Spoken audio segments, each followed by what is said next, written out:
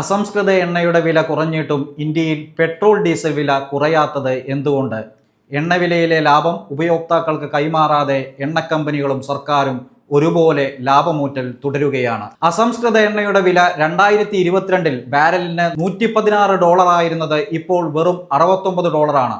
$116 സമയത്ത് പെട്രോൾ വില $96.72 ഡീസലിന് $89.62. അസംസ്കൃത എണ്ണ വില 69 എത്തിയിട്ടും പെട്രോളിന് കേരളത്തിൽ വില ശരാശരി $106.08. ഡീസലിനാകട്ടെ $95.04. അടിസ്ഥാന എണ്ണവിലയുടെ ഏതാണ്ട് അതേ തുക തന്നെ വിവിധ നികുതികളായി കേന്ദ്ര സംസ്ഥാന സർക്കാരുകൾ ഉപയോക്താക്കളിൽ നിന്ന് ഊറ്റുകയാണ്. എണ്ണ വിപണിയിൽ നിന്ന് സർക്കാർ സമ്പാദിക്കുന്നത് എത്രയെന്ന് ഇതിൽ നിന്ന് വ്യക്തമാണ്. 1 ലിറ്റർ പെട്രോൾ വിൽക്കുമ്പോൾ എക്സൈസ് നികുതി ഇനത്തിൽ കേന്ദ്ര സർക്കാരിന് ലഭിക്കുന്നത് $19.90 കേരള സർക്കാരിന് കിട്ടുന്നത് $18.54.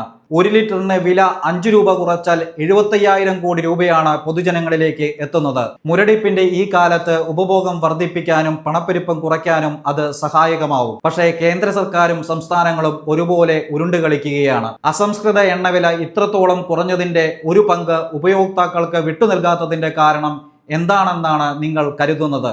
നിങ്ങളുടെ അഭിപ്രായം കമന്റ് സെക്ഷനിൽ പങ്കുവയ്ക്കുക.